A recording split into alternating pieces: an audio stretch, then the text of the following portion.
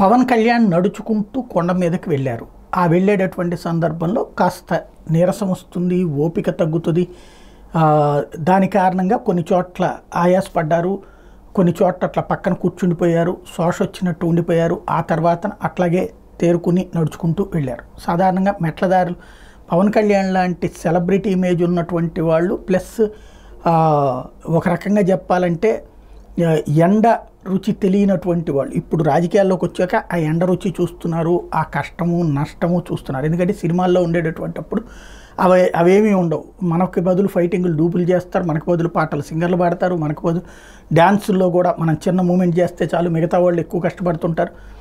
Maximum ఆ image ప్యాటర్న్లో నడిచిపోతుంది. అక్కడ కష్టమే, కాకపోతే ఈ ఇందులో కష్టంతో పోల్చుకుంటే మిగతా వాళ్ళు పడే కష్టంతో పోల్చుకుంటే 10% అవుతుంది. అదే రాజకీయాల్లోకి వచ్చేటప్పటికి కష్టం ఎక్కువగా ఉంది, అందులో అధినాయకుడిగా ఉన్నటువంటి కష్టం ఉంటుంది.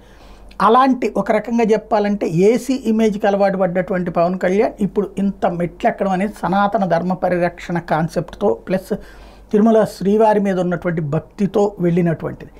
ఆయన్ని గురించి ట్రోల్ని నటించి వైఎస్ఆర్ కాంగ్రెస్ పార్టీ వాళ్ళు చేసుకొస్తుంది ఏంటంటే, ఆంధ్రజ్యోతి వాళ్ళు పెట్టినటువంటి ఒక ఏదైతే న్యూస్, అందులో వాళ్ళు ఎవరిది తన సెక్యూరిటీ కంటే ఫాస్ట్గా పవన్ కళ్యాణ్ నడుస్తున్నాడు అని చెప్పి వాళ్ళది ఒక వీడియో పెట్టి దాన్ని బేస్ చేసుకుని ఈయన కింద పడిపోతున్నది, ఏలాడబడిపోతున్నాడు అంటూ ఇట్లాంటిది ఎంతకాలం మోస్తారా అన్నట్టు. ఒకప్పుడు పవన్ కళ్యాణ్ని తిట్టిపోసిన వాళ్ళందరూ ఇప్పుడైతే ప్రస్తుతానికి చంద్రబాబుతో కలిసి ఉన్నారు కాబట్టి, బాబుని అధికారంలో కూర్చోబెట్టారు కాబట్టి, బాబు అధికారాన్ని కాపాడుకొస్తున్నారు కాబట్టి వాళ్ళు రాశారు. కాబట్టి వాళ్ళ వార్తలకు మీద వాళ్ళ మీద కోపంతో పవన్ కళ్యాణ్ విమర్శించాల్సిన పని లేదు. ఆయన ధైర్యం చేసి తను ఒక నడకదారిని వెళ్ళటం ఒక ఎత్తు. అంటే తన సెలబ్రిటీ ఇమేజ్లో ఇబ్బంది ఎదురవుతుందని తెలిసినా కూడా వెళ్ళడం ఒక ఎత్తు, అంత కష్టాన్ని ఫేస్ చేయడం మరొక ఎత్తు. ఇంకోటి తన కుమార్తెలతో డిక్లరేషన్ మీద సంతకం పెట్టించడం ఒక ఎత్తు, తన కుమార్తెతో తనే డిక్లరేషన్ మీద గార్డియన్గా సంతకం పెట్టడం ఒక ఎత్తు. ఇది అక్కడ మనం గుర్తుపెట్టుకోవాల్సినటువంటిది.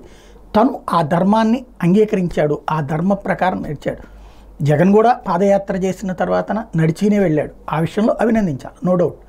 అదే సమయంలో డిక్లరేషన్ ఒక్క దాంట్లోనే అతని తప్పు ఉంది. అతని తప్పుని డిక్లరేషన్ ఇప్పుడు ఎందుకు అడిగారు, అంతకుముందు ఎందుకు అడగలేదంటే, అడగలేదు కాబట్టి ఆ రోజున వదిలేసాం. మనం ఆ రోజునే చేసేసి ఉంటే అసలు ఈరోజు అడిగేటటువంటి పరిస్థితికే ఉండేది కాదు.